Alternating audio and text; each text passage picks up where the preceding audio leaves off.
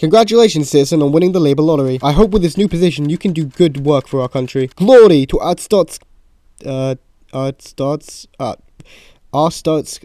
Me, this is mouthful. Screw it. Alright, let's get this started with Welcome to Papers, Please, an indie game developed by former Naughty Dog developer Lucas Pope in his best attempt at replicating what it's like going through TSA.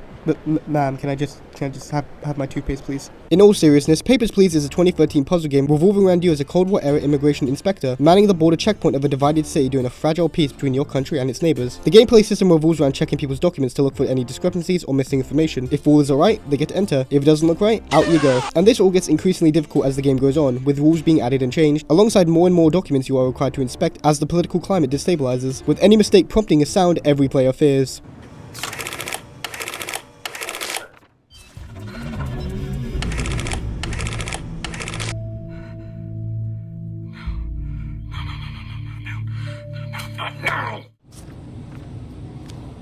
Okay, now this game doesn't look super engaging, but trust me, it can be addicting. Papers, Please can be best described as a morality game. While the gameplay loop is intentionally repetitive and mundane, you often get presented with dilemmas that force your attention. You can bend the rules and let in desperate people fleeing violence and separation despite their lacking documents, at the risk of failing to make enough money to provide for your family. Alternatively, you can stick to the rules and deny them entry, keeping your income stable but jeopardizing people's security and separating families. But what I want to talk about today is the setting, more specifically the countries present in the game. If you couldn't tell, I would be concerned if you couldn't. Papers, Please doesn't feature any real countries. While the game's setting is explicitly Eastern European in nature, with all its names and iconography, its locations are entirely fictitious. The use of fictional countries allows Pope more freedom in how he wanted the game to be, without the limitation of real Cold War history, and Pope has gone on record to state that he doesn't know very much about Eastern Europe in general, so putting in real locations would have been out of his expertise. Within Papers, Please's world, there are 7 countries featured: Arstotzka, Kolechia, Impor, Republia, Antegria, Obristan, and the United Federation. While these countries are all fictitious, there are clear and subtle real-world inspirations behind them, in their locations, politics, and events. So why not try and figure out what real nations are closest to those in the game? Why don't we get started? Can you hurry up? What? This is taking too long. Hurry up already. I'm trying to do an intro here. Hey man, come on. I've just been standing here for 10 hours. Shut the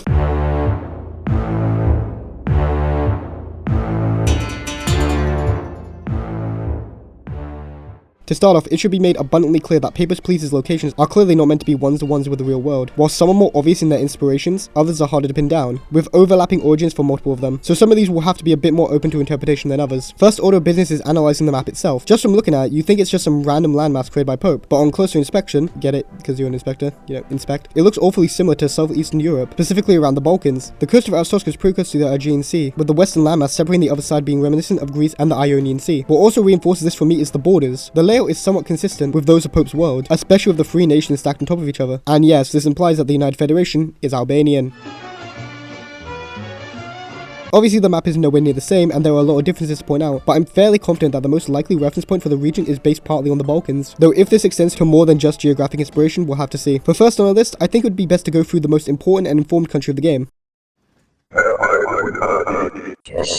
Located on the very eastern side of the regional map, Arstotzka is the most well-known nation, being the primary setting of the game. From just starting the game, it's made very clear that Arstotzka takes place after the communist Eastern Bloc, not just from Lucas Pope's own words, but by the opening. The labor lottery, landing you your job and being given state-provided housing reinforces it. It seems pretty clear that this is meant to be a communist state. Now from a passing glance, it's apparent Arstotzka has a Soviet-like aesthetic to it, with all the ushankas, heavy accents, and daunting bureaucracy, and this might lead one to believe the country is based off the Soviet Union, but it's not quite a strict parallel. The biggest showcase of this is with the divided city the game takes place in, Grestin. Within the game's background, we are told that the recently ended 6-year-long war between Arstotzka and the neighboring Kolechia has left the city of Grestin divided between the two countries, with West Grestin controlled by Kolechia and East Grestin under Arstotzka. The militarized border acts as a constant threat to the fragile peace between the two countries. It's pretty obvious where the saying got its inspiration from, but to give context, with Germany's defeat at the end of World War II, the country was divided into multiple occupation zones run by the winning powers, with the eastern half of the country being held by the Soviet Union. Within the Soviet zone lied Berlin, which itself had been divided with the western portion of the city being under Western control. As the center of the East-West division of Europe, Berlin became a powder keg for Cold War contention, as the two sides established their own separate countries. The West had the Federal Republic of Germany, and the East had the German Democratic Republic. I know, very creative. Germany was, for a time, irrevocably split. The two sides were on the verge of conflict several times, such as the 1984 Berlin blockade or the 1961 Charlie checkpoint standoff, with plots of espionage everywhere. Sound familiar? With Grestin being undeniably based on Berlin, I think it's easier to point to Arstotzka being inspired by East Germany than the USSR, which is backed by Louis Pope's effort to keep the word comrade out of the game. It's never said by any of the characters, and Pope made it a top priority during localization that no equivalent word was used in different languages. Pope stated he didn't want the word to be used in the game, since although the game is set in a Soviet-like environment, I specifically didn't want it to be the USSR or Russia, so it's pretty evident that Pope did not want Arstotzka to stand in as a fictionalized Soviet Union, and the name itself shows this, with Arstotzka being close to gibberish in Russian. But the East German connections go beyond just location. As you progress into the game, you get to meet one M. Vono, and I assume the M stands for motherfucker. He's first introduced in— oh god.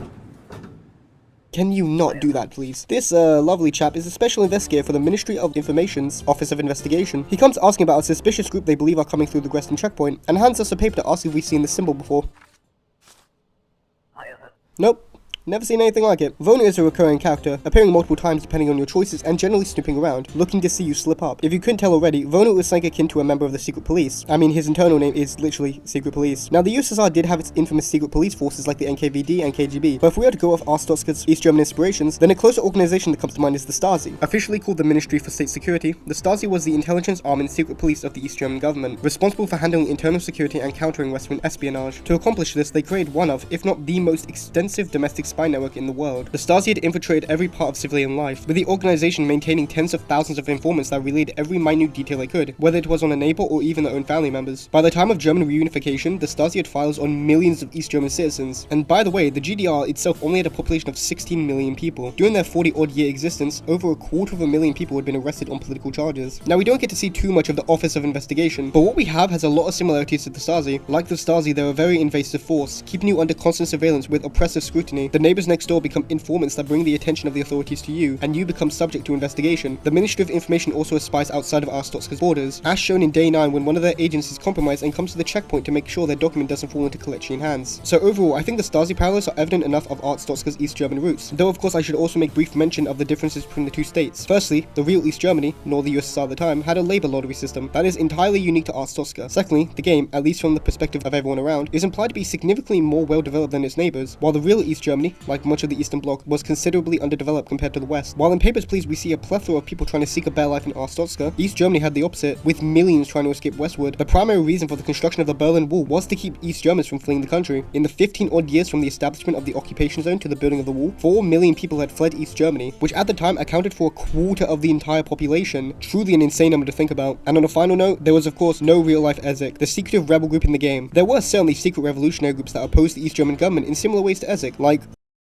I am not going to try and pronounce that. The KGU, like Ezek, perpetrate acts of violence, such as poisoning, arson, and sabotage. However, what differentiates the KGU and Ezek is their ideals. The KGU from the get-go was purely anti-communist, rejecting the basis of the East German government. Meanwhile, Ezek appears to share the same communist ideology with the Arstotzkan government, but believes that the nation's leaders are corrupt and they need to take back their country. So overall, the country of Arstotzka, based on geography and groups, is shown to be heavily inspired by East Germany, and not the Soviet Union as many people mistakenly believe. But now to the other side of the coin.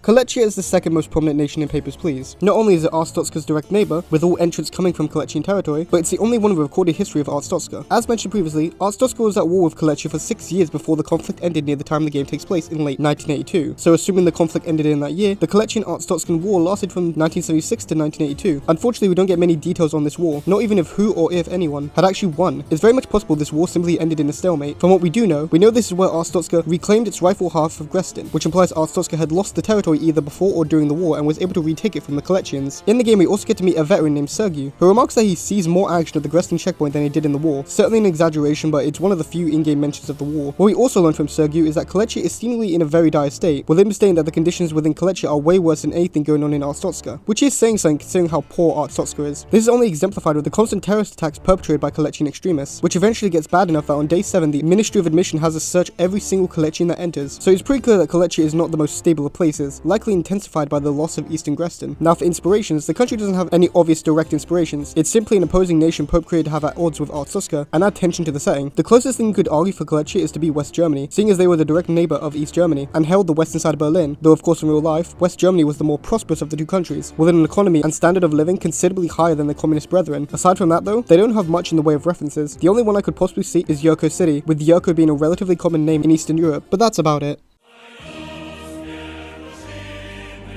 For another case of tricky inspirations, we have Antegria and Republia. Due to the close nature of these two countries, I've decided to tackle them both at once. Located within the middle of the map, Antegria and Republia are actually the only countries that have been featured in another game by Lucas Pope. A year before releasing Papers, Please, Lucas Pope made Republia Times, a game where you work for the aforementioned newspaper as an editor, aka a Winston Smith simulator. Your job and role in this game is to manage the stories for the front page of the paper every day, ensuring a healthy mix of propaganda is fed to the masses. It seems that authoritarianism is not just exclusive to Arstotzka. From this simple flash game, we actually learn a lot about the two countries, and it makes me believe that Republia and Antegria are both inspired by the Soviet Union and/or Bolshevik Russia, more specifically from the period of the Russian Civil War. In the beginning paragraphs, we are told that Antegria and Republia had actually been at war together right before the game's time. We also learn of a major rebellion that happened within Republia, which was presumably happening either during or right after the war concluded. This rebellion lives on in the form of Kirstov, the rebel leader that you make contact with. Now, why does this make me think of Bolshevik Russia? Well, from 1917 to 1921, Russia was engaged in a full-blown civil war following the October Revolution. The Reds, the name for the Bolsheviks, fought against various groups, with the most notable and biggest being the decentralized White Army. Now, we don't get any real details that really support this claim, but the particular reason why I think the Antegrian Republican War is possibly inspired by the Russian Civil War is with the mentioning of the rebellion. The Bolsheviks during the Civil War had to contend with several large rebellions within their territory. The most famous of them was perhaps the Tambov Rebellion, where tens of thousands of peasants in the aforementioned region of Russia rose up against the Bolsheviks over grain requisition and were proceedingly crushed by the Red Army. Considering the Soviet-like inspirations Lucas Pope has had with these games, I think it's very plausible that he was loosely basing Republia and Antegria on this period of early Soviet history. This also gets reinforced by the many possible references this game has to real events from the USSR. A historical reference you can see in the Republia Times is an article mentioning that the entire Republican hockey team has died in a plane crash, almost certainly referencing the 1950s Sverdlovsk plane crash that killed the entire Soviet Air Force hockey team. Speaking of sports teams, we also learned that Republia's national kayaking team has defected to Antegria. Defecting sports players was nothing new to the Soviet Union, which saw several high-profile athletes defect from the country, such as the cases of Ludmila Belousova and Oleg Protopopov, two figure skating athletes who defected to Switzerland in 1976. There is also mentioned that the great and honorable leader, the official title for the head of state apparently, is allegedly photographed in women's clothing, which might be a reference to Russian Prime Minister Alexander Kerensky, the head of the Russian Provisional Government in 1917. A popular rumor exists that during the Bolshevik takeover of Russia during the October Revolution, Kerensky was actually able to flee by dressing as a woman to bypass soldiers. Now, there is little evidence this actually happened, but you get the point. With a few others sprinkled in between, I think this is strong evidence to point towards Republia and Antegria being based off early Soviet Russia. Strangely enough, this game also states that Republia and Antegria both have navies that fight each other, which doesn't make sense considering in Papers, Please they are both landlocked countries. Another strange thing is that Republia has a district called Cherrywood where all its celebrities are from. An obvious nod to Hollywood, which is as far from Soviet inspiration as you can get. And yes, Republia and Antegria literally just mean Republic and Antagonist. Did you like it?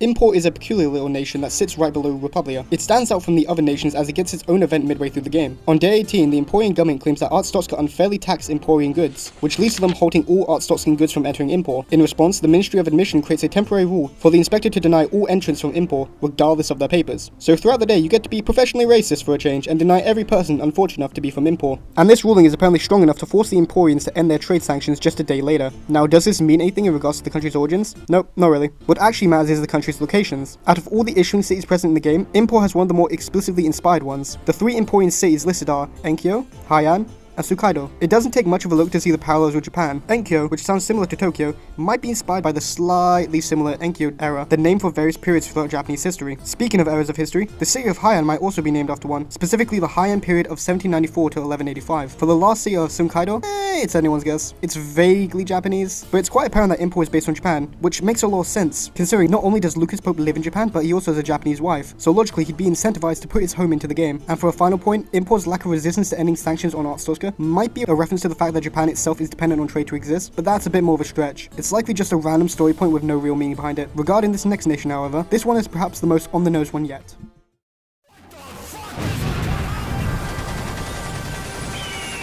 The United Federation. One of the more interesting nations on the map. Located to the west, this country is a little more explicit in its imagery. The predominant blue on its document, the star iconography, locations and events make it pretty clear that the United Federation is certainly based on the United States. Our first evidence is the issuing cities of the United Federation. Carista City, Great Rapids, and Shingleton. Now Carista City means cool, so we'll ignore that one. Great Rapids is likely based on the Great Lakes region of the United States, simply swapping out the body of water from the series of lakes to rapids. Shingleton, while not having a clear real-world inspiration, has a very English-sounding name, with ton being a suffix used to denote town. What is the strongest bit of evidence for the United States connection is the events of day 25. The newspaper reports a growing outbreak of polio within the United Federation, and it's serious enough that the day after, Arstotzka outright rejects any entrants coming from the Federation. This leads to the Ministry of Admission requiring all future entrants to carry papers proving they are vaccinated against polio, making it a very strong and important event event in the game. It's virtually identical to real life, where the United States famously suffered multiple instances of polio throughout the 20th century. The most well-known cases of this was in 1952, where almost 60,000 Americans had contracted the disease, making it the worst year on record for polio. Many who were affected the worst during this time would end up confined to iron lungs, giant metal contraptions that used negative pressure to force the body to breathe when the muscles responsible had collapsed. Hey,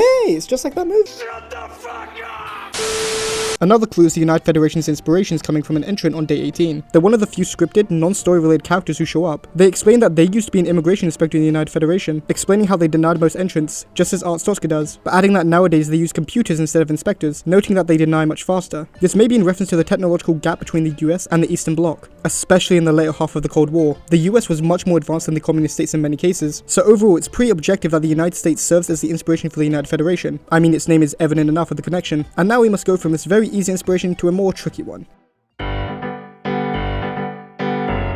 Obristan is our final country to tackle. Located to the very north of the map, it stretches far across, bordering most countries in the game. It is by far implied to be the most well-off country, with Georgie, yes, that Georgie, remarking that the country is a good place to be, which considering the state of literally everywhere else, doesn't mean terribly much. Though what makes Obristan somewhat special is the fact it's the only country in the game outside of Arstotzka that you get to travel to. To achieve ending 18, you need to illegally confiscate Obristani passports in order to flee the chaos developing in Arstotzka. You hop on a train late at night, traveling to the northern border with your family and the poorly forged entry tickets. At the inspection booth, we provide our documents, this time as the entrant rather than the inspector. We tensely wait as the inspector stamps our passports.